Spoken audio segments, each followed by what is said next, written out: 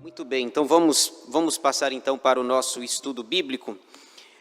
Nós estamos estudando o livro dos Salmos e vamos então iniciar o nosso estudo dessa quarta-feira, dia 16 de abril de 2025. Deixa eu só fazer uma rápida recapitulação do que o pastor Nelson falou na quarta-feira passada. O pastor estudou 2 salmos quarta-feira passada, os salmos 6 e 7. Os irmãos devem estar lembrados. O tema que o pastor deu na ocasião foi as dores do pecado versus o descanso da retidão. Foi isso que ele falou com os irmãos na semana passada. Abra sua Bíblia aí, por favor. Eu quero recordar brevemente o que foi que ele falou. Esses 2 salmos foram escritos por Davi. E veja aí o tema de cada um dos 2 salmos. Salmo 6:2 está escrito o seguinte, só recapitulando rapidamente o que foi falado pelo pastor Nelson. Salmo 6:2: Tem compaixão de mim, Senhor, porque eu me sinto debilitado. Sara-me, Senhor, porque os meus ossos estão abalados. Então, a ideia central do Salmo 6, as dores do pecado. E no versículo 2, o salmista pedindo a compaixão de Deus por conta dos seus erros. Depois, o descanso da retidão pode ser visto no Salmo 7, no versículo 10. Veja aí, 7:10 diz assim: Deus é o meu escudo, Ele salva os retos de coração. Então, essa é a ideia tirada pelo pastor, o descanso da retidão. Deus é o meu escudo, Ele salva os retos de coração. Muito bem. Hoje nós vamos estudar 3 salmos. Os salmos 8 a 10. Salmos 8, 9 e 10. O tema que eu dei para estes 3 salmos, em linhas gerais, eu consegui resumir nessa frase aí: a majestade de Deus e a maldade dos ímpios. Basicamente, os 3 salmos, eles vão falar sobre Deus e depois eles vão falar sobre os ímpios. Então, Salmos 8 a 10, a majestade de Deus e a maldade dos ímpios. Esse é o nosso assunto. Esboço dos 3 salmos, 8, 9 e 10. Eles estão divididos em 3 partes. Primeira, a excelência de Deus na criação, Salmo 8. Segunda, os atos maravilhosos de Deus, Salmo 9. E terceira, o pedido pela justiça de Deus, Salmo 10. Então, eu até criei uma sigla aí para os irmãos, né? Não resisti, foi mais forte do que eu. Eu criei essa sigla. Então, tudo que nós vamos falar até o final do estudo vai se basear aí nessa sigla CAP. Então, letra C de criação, letra A de atos e letra P de pedido. Então, lá no final, nós vamos ter estudado aí essas 3 letras aí. Eu também me lembro, não sei, talvez você não se lembre, mas CAP é uma sigla de um time de futebol também, né? Quem acompanha futebol sabe, CAP é a sigla de um time lá do Paraná. Clube Atlético Paranaense. Você pode ver no escudo lá. Não é sobre o Clube Atlético Paranaense que nós vamos estudar, mas é sobre a criação, os atos e um pedido, tá bom? Então vamos ver aí cada uma dessas 3 letras. A minha ideia foi juntar esses 3 salmos, porque vocês vão perceber que os assuntos são parecidos. Os assuntos são parecidos. Vamos então ver aí essas 3 letras. Salmo 8, a excelência de Deus na criação. O que o salmista vai fazer aqui é exaltar Deus pelo atributo da sua criação. Deus é magnífico, o salmista vai dizer, e o salmista vai exaltar a criação de Deus. Veja só, alguns detalhes sobre este salmo. Primeiro aí, ele é dedicado ao mestre de canto. Observe o título em itálico. Ao mestre de canto, segundo a melodia, os lagares, Salmo de Davi.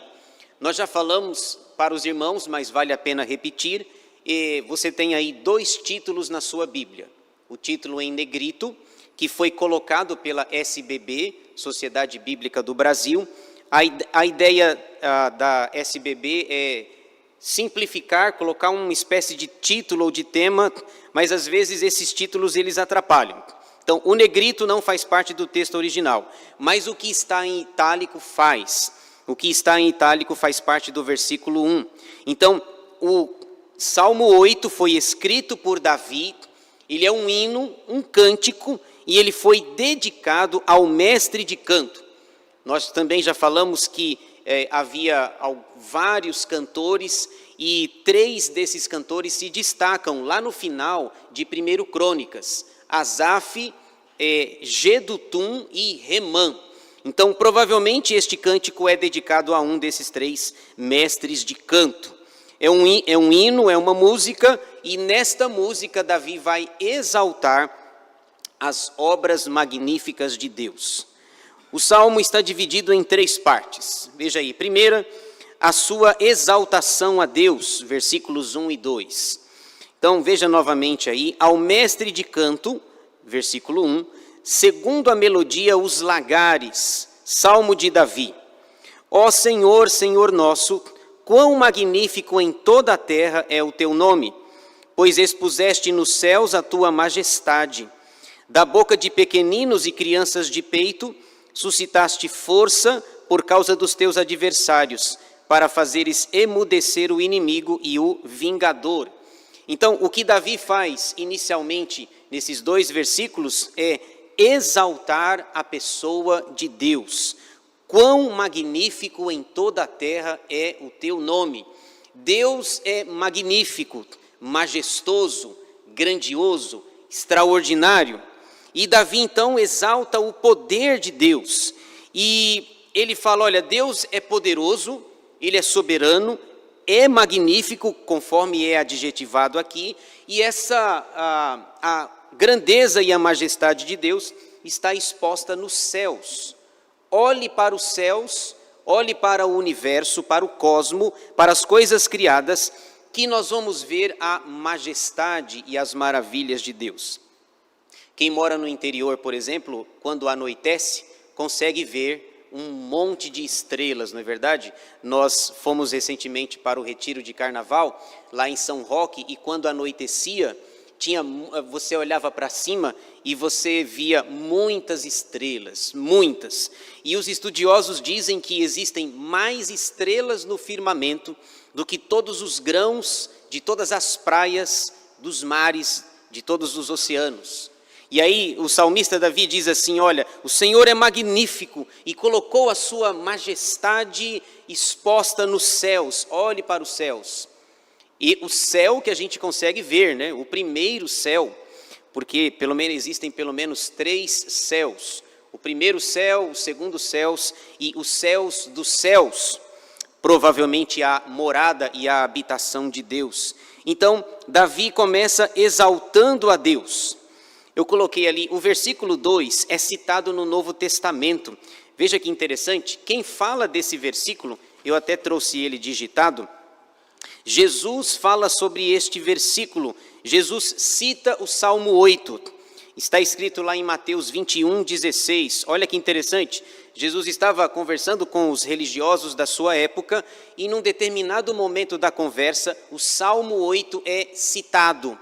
Jesus o cita, veja só, Mateus 21:16. Ouves o que estes estão dizendo? Respondeu-lhe Jesus, sim, nunca lestes? Da boca de pequeninos e crianças de peito tiraste perfeito louvor? Então, Jesus estava sendo censurado porque as crianças estavam cantando, e as crianças estavam dizendo, Hosana, lembra disso? Hosana, Hosana, bendito que vem em nome do Senhor. Aí os religiosos dizem, o senhor não vai dizer nada não aí? Pelo que essas crianças estão cantando, porque este cântico é um cântico que se refere ao Messias, e eles não acreditavam que Jesus era o Messias. Aí Jesus então cita o Salmo 8, versículo 2, e diz, vocês nunca leram o Salmo de Davi, Salmo 8, da boca de pequeninos e crianças de peito tiraste perfeito louvor? Já leram sim. Então Jesus cita o Salmo 8, versículo 2, lá nas páginas do Novo Testamento. Muito bem. Segunda parte, a autoridade dada ao homem. Deus é majestoso, mas concedeu autoridade ao homem criado.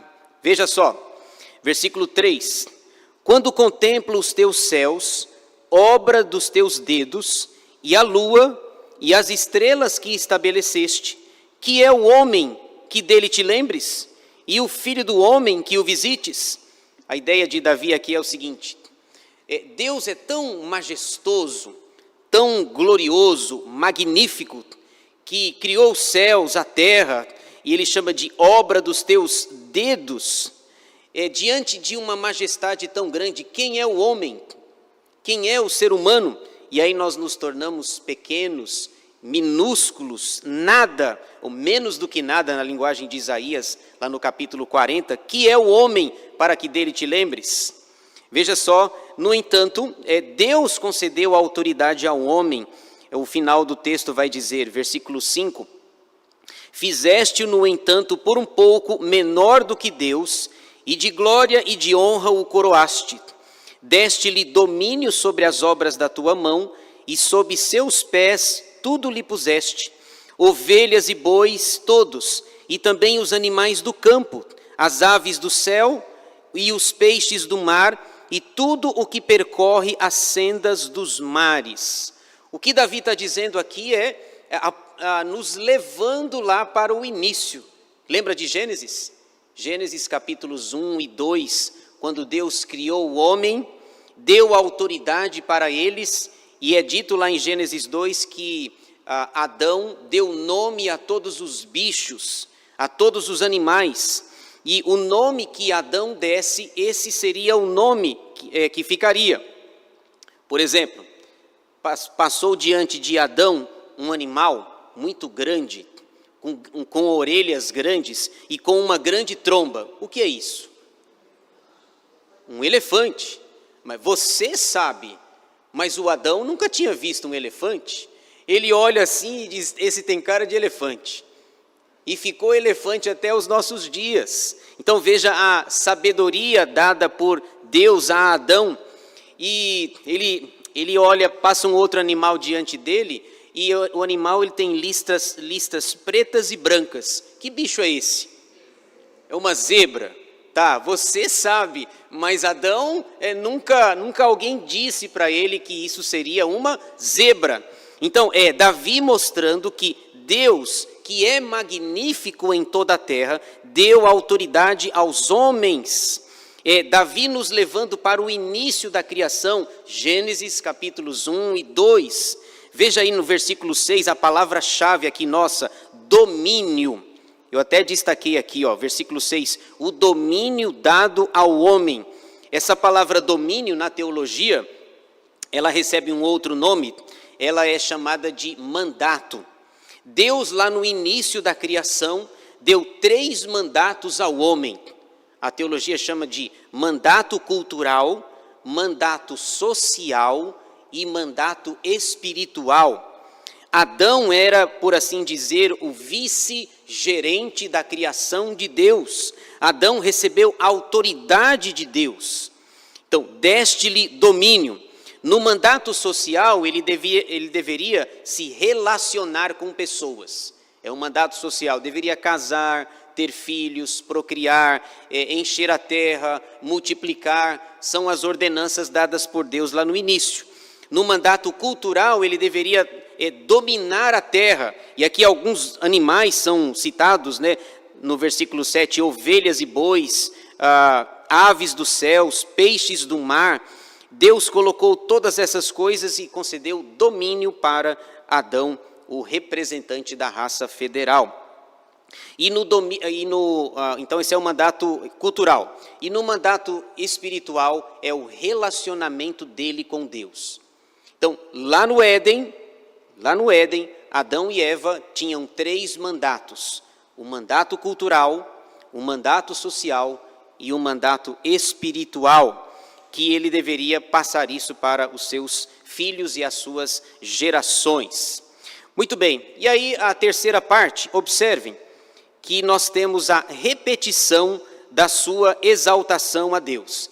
Tanto no versículo 1 como no versículo 9, Davi fala e repete e diz que Deus é magnífico. Veja aí como ele termina o Salmo 8. Ó Senhor, Senhor nosso, quão magnífico em toda a terra é o teu nome. Ele já havia dito isso no início, ele abre o Salmo magnificando a Deus e termina o Salmo da mesma forma. Ele é magnífico, majestoso, tremendo, poderoso e concede autoridade ao homem. Fizeste-o por um pouco menor do que Deus, e de glória e de honra o coroaste. Muito bem, então essa aqui é a letra C, de criação. Muito bem, vamos para o Salmo 9. Agora, Davi vai falar sobre os atos maravilhosos de Deus. A palavra-chave são 20 versículos, e a palavra-chave são atos, são os feitos de Deus. Davi vai chamar de maravilhas, as expressões que são usadas por ele é maravilhas e feitos. Mas eu coloquei aí a palavra atos, que era para a nossa sigla ficar mais fácil aí, né? Ficar o CAP, criação, e então agora os atos maravilhosos de Deus. Vamos ler aí, vamos acompanhar um pouco. Você percebe que tem o título em itálico também. Ele é dedicado ao mestre de canto. Veja aí. Ao mestre de canto, segundo a melodia, a morte para o filho. Salmo de Davi. Então, é tudo o que nós sabemos em relação ao momento, ao ambiente. É uma música que deveria ser cantada e dedicada a um dos mestres de canto daquela época. Eu não sei se os irmãos se lembram, mas o final de 1 Crônicas, por exemplo, Davi, ele organiza toda a casa lá. Ele organiza os músicos, os porteiros, os responsáveis, ele organiza tudo. Olha, você vai ficar responsável pela música, pelo canto, você vai ficar responsável pela segurança. Inclusive tem lá no final de 1 Crônicas, tem uns capítulos áridos, não é verdade? Na hora de ler, tem um monte de nome que aparece lá. Nós já começamos 1 Crônicas com um monte de genealogia, né? Os 9 primeiros capítulos de Crônicas, 1 Crônicas, são genealogias. Aí você fala, meu Senhor, para que tanto nome? Para que tanta genealogia? Não pule. Se você não gosta de ler aqueles nomes, a maioria não gosta, mas aquilo tem um sentido, aquilo tem um propósito. Não permitas que a sua ignorância ou a minha ignorância me impeçam de ler a palavra de Deus. Então, 9 capítulos de genealogias, e no final também tem um monte de nomes. É Davi organizando o culto em Israel. E observem que depois que ele morre, essa organização permanece. Toda essa organização que ele fez permanece. Vocês se lembram que ele desejou construir o templo, mas Deus não permitiu. Lembra disso? Por qual motivo? Porque ele derramou muito sangue. Então Deus disse, você não vai construir, mas quem vai construir será o seu filho. Muito bem. O Salmo 9 está dividido em 9 partes. Vamos ver aí rapidamente cada uma delas. Primeira, o seu compromisso pessoal, versículos 1 e 2. Diz assim, louvar-te-ei, Senhor, de todo o meu coração, contarei todas as tuas maravilhas. Então veja aí, ele usa maravilhas e mais para frente vai usar feitos. ou os atos de Deus. Ele diz que vai contar todas as maravilhas de Deus. Tem um hino que eu gosto, se eu não me engano, é o hino 33 do Inário Novo Cântico, né? Acho que é Maravilhas Divinas. E aí tem um trecho que diz assim: de todas as maravilhas que Deus fez, salvar o homem, é mais ou menos assim, né? Salvar o homem de todas elas é a maior. Lembra? Hino 33. Toda vez que eu leio essa expressão aqui do Salmo 9, versículo 1, eu me lembro do hino 33. Maravilhas divinas. De todas as maravilhas que Deus fez, a maior foi salvar os pecadores. Então, ele está fazendo um compromisso pessoal. Primeiro, louvar a Deus. Segundo, alegrar-se. Versículo 2. Alegrar-me-ei e exultarei em ti, ao teu nome, ó Altíssimo, eu cantarei louvores. Então, 2 compromissos pessoais. Primeiro, louvar, versículo 1. Segundo, alegrar-se no Senhor. Segunda parte, o julgamento reto de Deus. Versículos 3 e 4. Pois, ao retrocederem os meus inimigos, tropeçam e somem-se da tua presença. Porque sustentas o meu direito e a minha causa. No trono te assentas e julgas retamente. Davi diz, Deus é um juiz reto. Ele não aceita suborno, ele não é enganado. Pelas escrituras, inocente é inocente, culpado é culpado. O profeta Naum, no seu livro, no capítulo inicial, diz que Deus jamais inocenta o culpado. Os tribunais humanos podem até errar, podem falhar, mas Deus não falha. Ele é um juiz reto. Quando nós olhamos, por exemplo, para a nossa sociedade brasileira, sem entrar muito no mérito das coisas, a gente vê absurdos, as cortes sendo compradas, aceitando suborno, as cortes se vendendo, coisas assim horripilantes. Mas Davi diz que Deus é um juiz reto. E ele é um juiz extraordinário, porque Deus, no juízo final, por exemplo, ele vai julgar os pensamentos. Nenhum tribunal da terra tem condição de julgar pensamentos, fora o íntimo, mas diante do tribunal de Deus, ele que Davi diz é um juiz reto, nem os pensamentos escapam. Coisas que eu não sei, que o seu pai não sabe, que o seu filho não sabe, que o seu marido não sabe, pensamentos secretos não escaparão desse juiz que Davi diz assim, Deus julga retamente. Terceira parte, a sua afirmação sobre o ímpio, versículos 5 e 6. Acompanhe a leitura, por favor. Repreendes as nações, destróis o ímpio, e para todo sempre lhes apagas o nome. Quanto aos inimigos, estão consumados, suas ruínas são perpétuas. Arrasaste as suas cidades, até a sua memória pereceu. Davi diz assim, o ímpio está consumado. O ímpio, por mais que ele prevaleça, por mais que ele fique algum tempo em pé, ele será destruído, derrotado, consumado. Suas ruínas são perpétuas. Então, o ímpio não pode prevalecer muito tempo. Pode até prevalecer muito tempo na nossa percepção, né?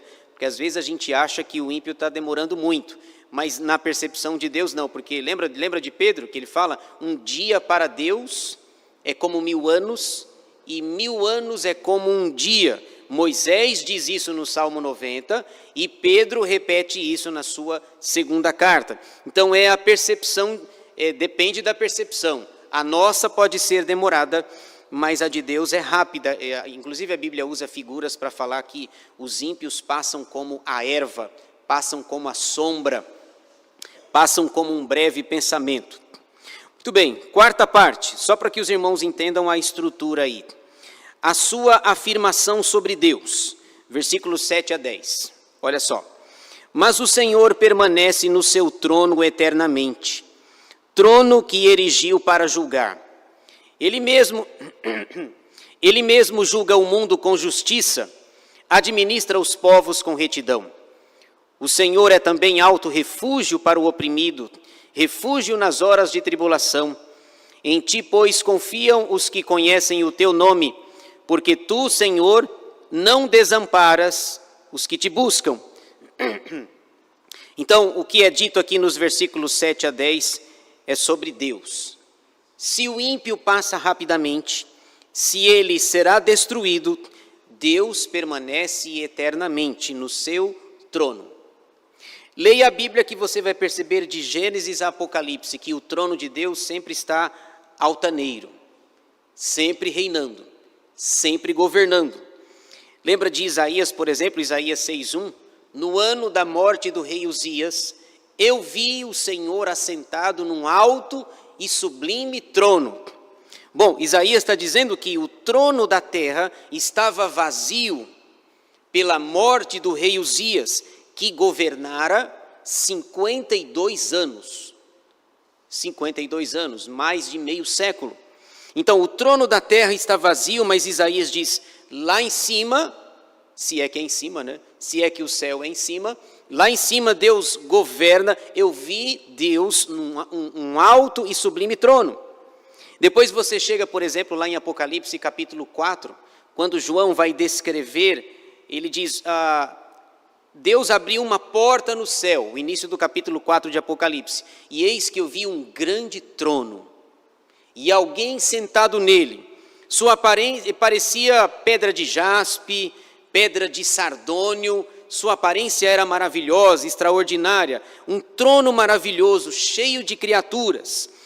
E Davi diz, nos versículos 7 a 10, que Deus permanece no seu trono eternamente. O que ele diz no Salmo 9, Isaías vai dizer no capítulo 6, e João vai dizer em Apocalipse 4, Deus está no trono. Os ímpios passam rapidamente, mas o trono de Deus permanece para sempre. Muito bem, vamos avançar. Quinta parte, a sua exortação ao louvor. Ele nos exorta para que louvemos a Deus. Versículos 11 e 12. Cantai louvores ao Senhor que habita em Sião. Proclamai entre os povos os seus feitos. Olha aí a palavra feitos. Lá no versículo 1 nós temos maravilhas. Agora no versículo 11 temos a palavra feitos. Pois aquele que requer o sangue lembra-se deles e não se esquece do clamor dos aflitos. Ele nos exorta e nos encoraja para que cantemos, para que louvemos ao Senhor. Lembra do último versículo do Saltério? Salmo 150, versículo 6. Nós vamos chegar lá um dia, se Deus quiser. Todo ser que respira, louve ao Senhor. É uma ordem, uma exortação, um encorajamento para que cantai louvores ao Senhor. Salmo 96. Cantai ao Senhor um cântico novo, cantai ao Senhor todas as terras. Ele nos exorta para que louvemos a Deus, por causa dos seus feitos e das suas maravilhas. Eu esqueci de falar um detalhe. Na palavra maravilhas está implícito aí os feitos de Deus realizados no Antigo Testamento, anteriores a Davi. Quando Davi fala que ele vai contar as maravilhas de Deus, quais maravilhas? É o Deus que abriu o Mar Vermelho, lembra disso? Deus que abriu o Mar Vermelho, o Deus que mandou o maná, o Deus que tirou água da rocha, o Deus que nos dias de Josué fez secar o rio Jordão, o Deus que fez milagres que espantou Og, rei de Bazã, e todos os outros reis conquistados por Josué, os milagres realizados no período dos juízes, 330 anos o período dos juízes. Lembra quando o pessoal estava muito aflito? Eles rogavam, clamavam a Deus e Deus levantava um libertador. Então quando Davi está dizendo, eu vou contar a todas as tuas maravilhas, é tudo aquilo que ele sabe anterior a ele. quando ele vai divulgar, olha, o nosso Deus abriu o mar vermelho. Eu me lembrei, por exemplo, lembra de Raabe, que morava lá em Jericó? Quando Raabe recebe os espias, ela já estava sabendo. Disseram para ela: nós temos ouvido o que Deus tem feito através do povo de Israel. Nós ouvimos que o mar se abriu. Nós ouvimos as maravilhas que Deus fez. E se Deus fez tudo isso, nós somos as próximas vítimas. Nós de Jericó não teremos a mínima chance. É por isso que ela crê no Deus de Israel e ela entra na família da aliança, no pacto. Davi diz: eu vou contar todas as tuas maravilhas, os atos maravilhosos de Deus na história da redenção. Muito bem, sexta parte, o seu pedido particular, versículos 13 e 14. Compadece-te de mim, Senhor, vê a que sofrimentos me reduziram os que me odeiam. Tu que me levantas das portas da morte, para que as portas da filha de Sião eu proclame todos os teus louvores e me regozije da tua salvação. Qual é o pedido dele? Compadece-te de mim, tem misericórdia de mim, me ajuda, me abençoa, me auxilia. E a gente sabe de todas as lutas vividas por Davi, não é verdade? Por exemplo, quando a gente lê naquele período que ele foge de Saul, a gente lê o texto muito rapidamente, mas aquilo ali demorou alguns anos. Davi fugindo de Saul. Nas minhas contas, se eu não calculei errado, Davi fugiu de Saul pelo menos 10 anos. 10 anos fugindo de Saul.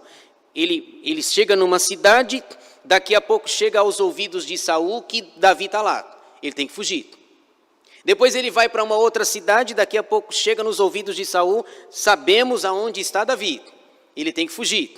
E com um detalhe, diz o texto que naquela época lá, ele tinha por volta de 20 anos de idade, dos 20 aos 30, portanto 10 anos, ele fugiu de Saul. E o texto diz que naquela época os pais de Davi já eram bem idosos. Quando Davi fugia, tinha que levar os pais, sabe por quê? Porque o Saul poderia pegar ou sequestrar os seus pais, o Jessé e a mãe, que nós não sabemos o nome, e então o Jessé poderia usar os pais como isca. Já pensou você fugir durante 10 anos, dormir ao relento, se esconder em cavernas e ainda ter a preocupação porque o seu pai e a sua mãe são idosos?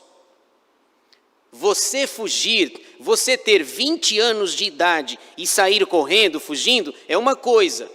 Mas outra coisa, aliás, uma coisa é uma coisa, né? Uma coisa é uma coisa e outra coisa é outra coisa. Eu sempre, essa frase sempre volta. Outra coisa é você fugir com os seus pais velhos, idosos. Ele tem que ir para uma cidade, mas ele está preocupado com ele, está preocupado com os pais, que pode ser sequestrado e morto. E qual é o pedido de Davi então? Versículo 13, compadece-te de mim, Senhor, vê a que sofrimentos me reduziram os que me odeiam. Saul o odiava, a ponto de Davi perguntar num determinado momento: o que foi que eu fiz para você me odiar tanto?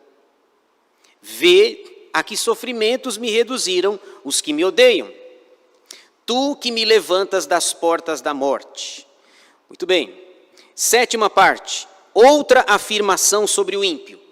Versículos 15 e 16. Afundam-se as nações na cova que fizeram.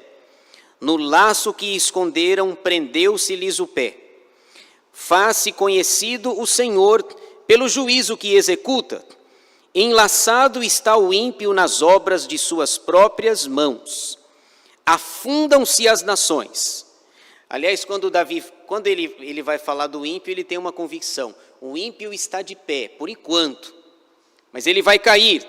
Quando ele fala de Deus, ele diz assim: Deus está no trono, governando eternamente. Diz Davi que o ímpio cai na sua própria armadilha. Eu queria dar um exemplo rapidinho e você vai lembrar. Lembra de alguém que caiu na sua própria armadilha? Lá no livro de Esther, por exemplo, lembra disso?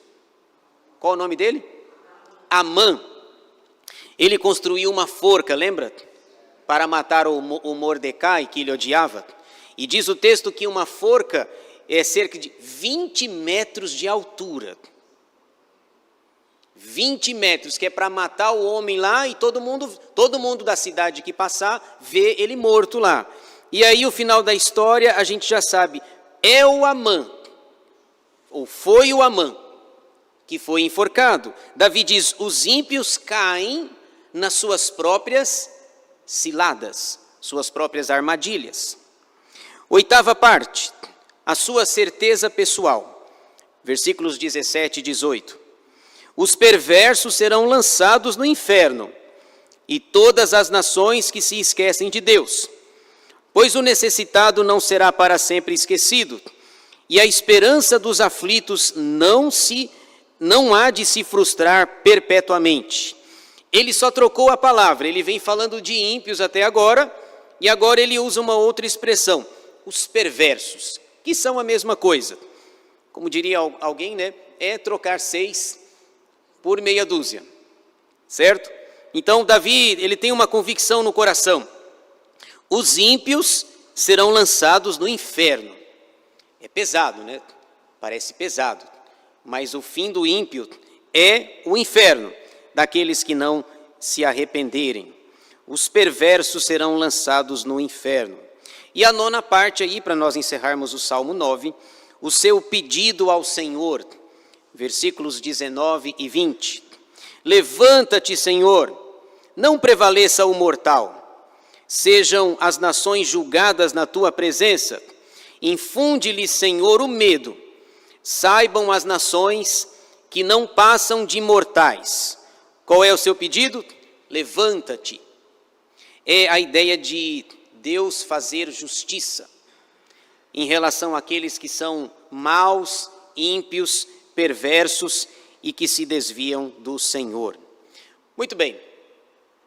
Vamos então encerrar aqui com o Salmo 10. Por que eu quis falar do Salmo 10 também?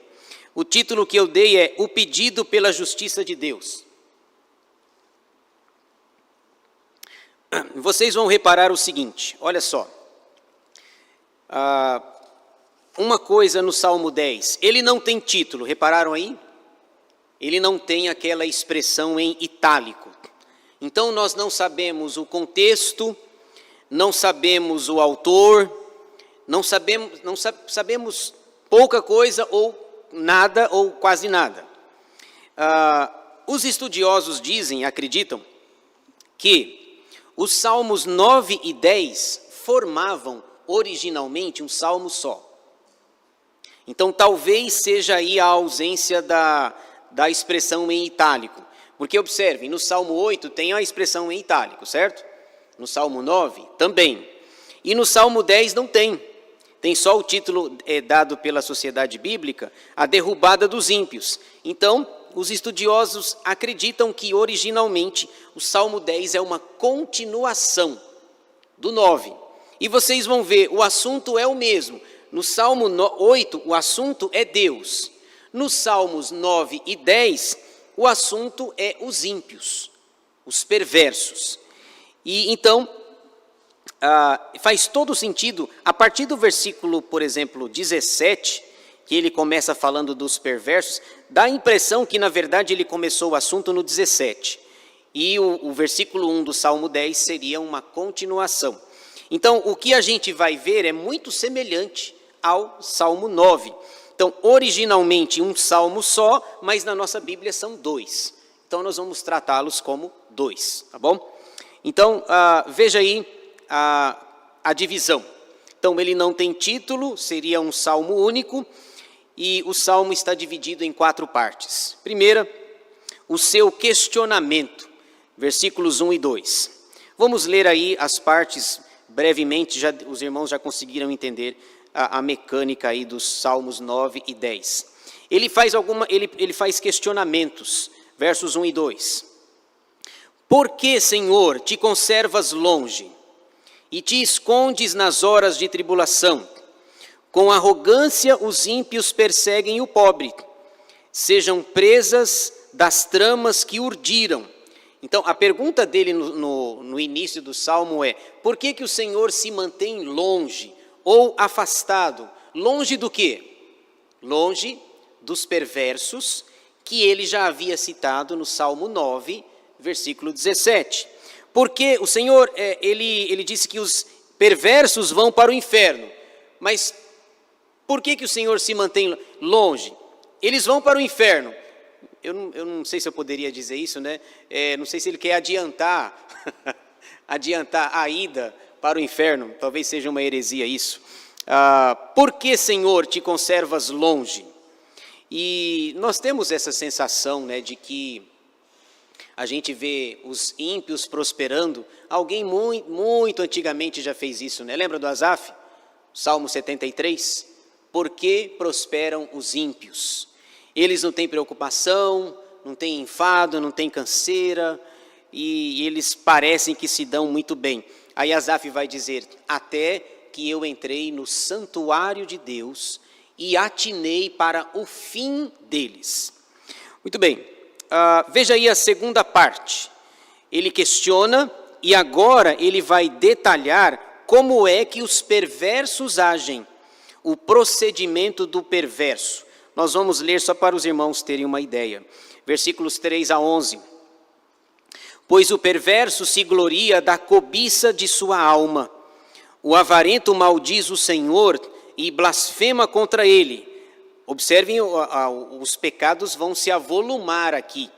O que eles fazem? Eles se gloriam, eles cobiçam, são avarentos, blasfemam de Deus, e os pecados vão sendo somados aqui. São soberbos, verso 4. O perverso, na sua soberba, não investiga. Que não a Deus são todas as suas cogitações. São prósperos os seus caminhos em todo o tempo. Asaf, aqui é Asaf, né? Por que prosperam os ímpios? São prósperos os seus caminhos em todo o tempo. Muito acima e longe dele estão os teus juízos. Quanto aos seus adversários, ele a todos ridiculariza. Pois diz lá no seu íntimo: jamais serei abalado. De geração em geração nenhum mal me sobrevirá. Como é tolo o ímpio, não é verdade? Ele acha que não vai ser abalado. Versículo 7. A boca ele a tem cheia de maldição, enganos e opressão. Debaixo da língua, insulto e iniquidade. Põe-se de tocaia nas vilas, trucida os inocentes nos lugares ocultos, seus olhos espreitam o desamparado. Está ele de emboscada como o leão na sua caverna, está de emboscada para enlaçar o pobre. Apanha-o e na sua rede o enleia. Abaixa-se, rasteja em seu poder, lhe caem os necessitados. Diz ele no seu íntimo: Deus se esqueceu. Virou o rosto e não verá isto nunca. Viram a percepção dos ímpios? São arrogantes, são soberbos, armam emboscada, são avarentos. Uma série de pecados são citados aqui. Como eles agem, como eles procedem. Deixa eu dar um exemplo para vocês. O Salmo 121, lembra? Eleva os olhos para os montes. De onde me virá o socorro? O meu socorro vem do Senhor, que fez os céus e a terra. Agora veja, por que o salmista cita o monte? Ele diz assim: eleva os olhos para os montes. Porque atrás dos montes ficavam bandidos, assaltantes, gente má, ímpios, perversos, que ficavam ocultos, que armavam emboscada para quando as pessoas passassem ali, fossem pegas. E o Salmo 121 é um cântico de romagem, lembra? Quando os peregrinos estavam indo para Jerusalém e eles vão se encontrando no caminho, de repente um se encontra e diz assim: você é de onde? Devia ser algo interessante, né? Você é de onde? Eu sou de Judá. E você? Eu sou de Benjamim. E você? Eu sou de Issacar. de Dan, de Naftali, as tribos vão se juntando no caminho. E aí, à medida em que eles vão se ajuntando, a multidão vai crescendo e os montes vão ficando menos perigosos. Concorda? Porque para os bandidos atacarem uma multidão é mais difícil do que atacar alguém solitário. Mas a figura do salmista é: eleva os olhos para os montes, de onde me virá o socorro?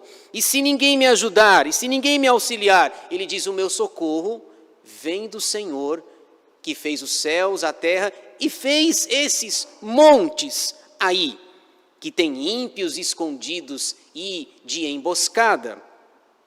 Muito bem. Só um detalhe. O versículo 7, eu coloquei ali, né? O versículo 7 é citado no Novo Testamento. Quem que cita esse texto? Alguém lembra? Quem? Eu vou mostrar aqui um mistério para vocês aqui. Quem cita o versículo 7 no Novo Testamento? Valendo um cafezinho. Poxa, se vocês errarem, vão tomar o café do mesmo jeito. Muito bem, vamos ver aí. Valendo um cafezinho.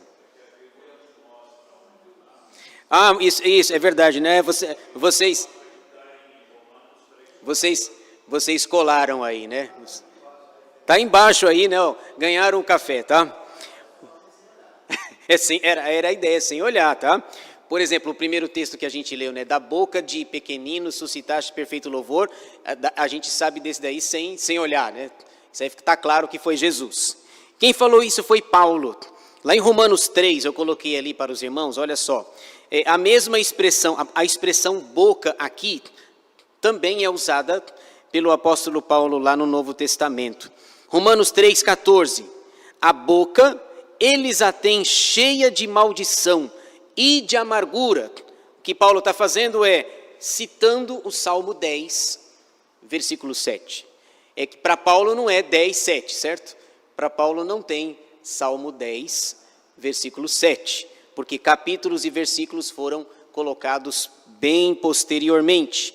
Paulo está falando lá em Romanos 3 sobre o pecado, sobre os homens, sobre a universalidade do pecado. Lembra? Mais para frente ele vai dizer: porque todos pecaram e carecem da glória de Deus. Aí ele vai falar sobre, ele diz no capítulo 3, não há nenhum justo, nenhum sequer, não tem nenhum justo. Aí ele começa a descrever, olha, os pés são velozes para fazer o mal, e a garganta, aí ele vai citando, e no versículo 7, Paulo diz, a boca deles, eles a têm cheia de maldição e de amargura, Romanos 3,14. Muito bem. No finalzinho aqui, a terceira parte, o seu pedido pessoal. Ele particulariza e faz um pedido para Deus, versículo 12.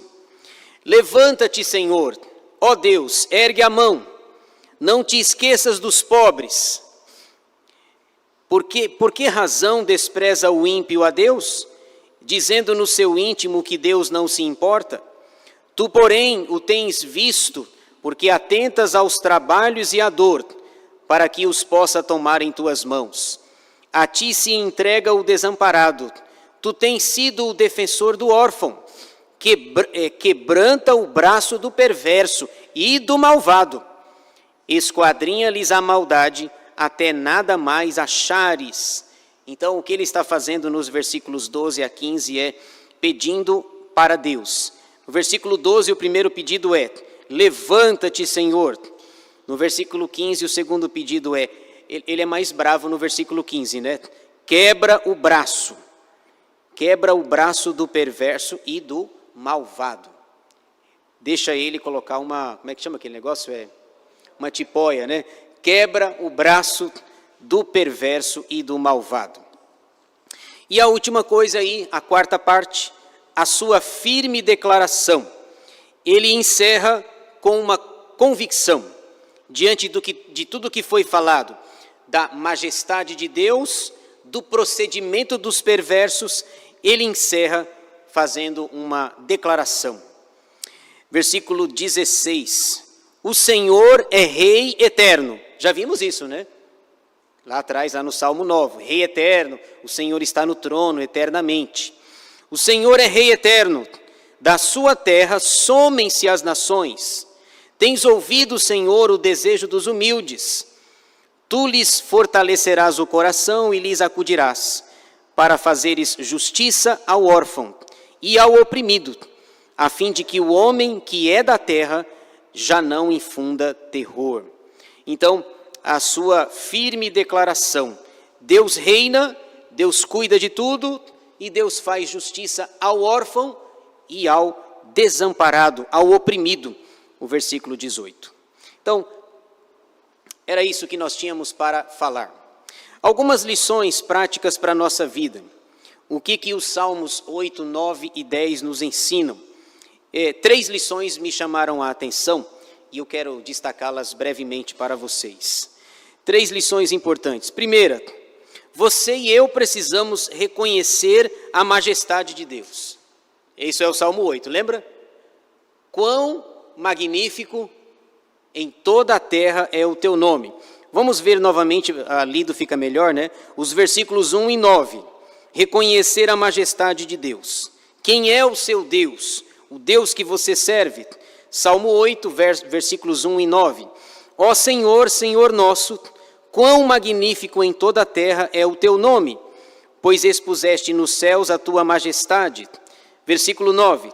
Ó Senhor, Senhor nosso, quão magnífico em toda a terra é o teu nome. Você tem reconhecido a majestade de Deus, o seu poder, a sua soberania, o seu infinito poder sobre todas as coisas? Você tem exaltado a Deus?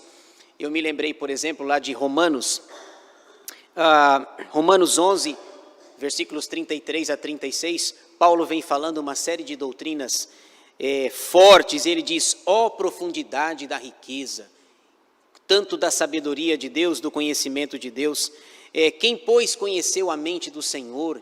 Quem foi o seu conselheiro? Ele está exaltando a majestade de Deus. E em Romanos 11, 36 ele diz assim: porque dele, e para ele, e por meio dele são todas as coisas, a ele, pois, seja a glória eternamente.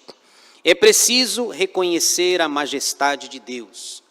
Davi diz assim: eu olho para o universo, olho para o céu e vejo os dedos de Deus, as impressões digitais de um Deus criador. Segunda, é preciso anunciar as maravilhas do Senhor. Isso é o destaque do Salmo 9, versículos 1 e 11, veja aí. Ele anuncia as maravilhas de Deus. Verso 1, louvar-te-ei, Senhor, de todo o meu coração, contarei todas as tuas maravilhas. Versículo 11, cantai louvores ao Senhor que habita em Sião, proclamai entre os povos os seus feitos. Você tem falado das maravilhas de Deus? Você tem anunciado desse Deus que é poderoso e que fez grandes coisas e grandes obras na sua vida? Você tem falado do que Deus fez na tua vida? A salvação, as bênçãos que você tem recebido. Eu me lembrei aqui como exemplo, lá de João 9, aquele rapaz que era cego de nascença, lembra? O rapaz era cego, os religiosos o chamam, começam a interrogá-lo: você era cego? Você realmente era cego? Sim. Eles não acreditam, procuram os pais, lembra? O pai e a mãe, mas os pais têm medo de responder, porque se responder que Jesus curou, eles serão expulsos da sinagoga.